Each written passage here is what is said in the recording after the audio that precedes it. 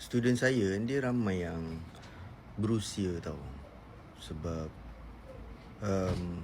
saya banyak mengajar gen saya umur 40-an, 30-an yang struggle dengan bisnes. Lepas tu diorang mencari ikhtiar macam mana nak kembangkan balik bisnes mereka kan.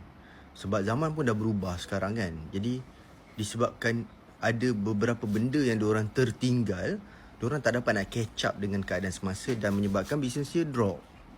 Jadi salah satu cara yang saya bangkitkan, yang saya usulkan, yang saya cadangkan kepada student-student saya ni adalah dengan rajin buat konten. Okay? Rajin mempromosikan diri, buat personal branding.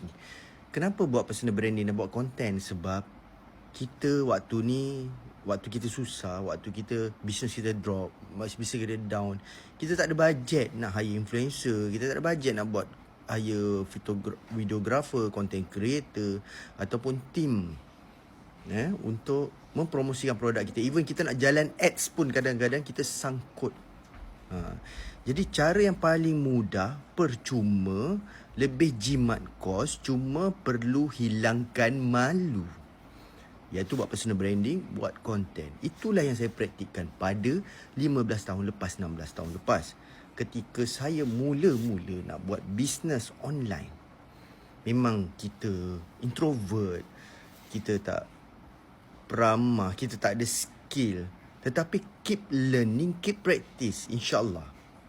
Itulah yang kita boleh buat sekarang. Benda paling murah sekali, iaitu menjadi duta kepada produk kita sendiri. Kitalah duta kepada produk kita sendiri.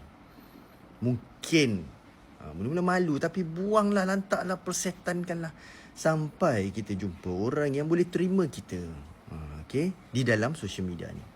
Jadi teruskan buat konten, teruskan berbisnes secara online ni. Jangan give up. InsyaAllah nanti akan ada jalan dia. Okay. So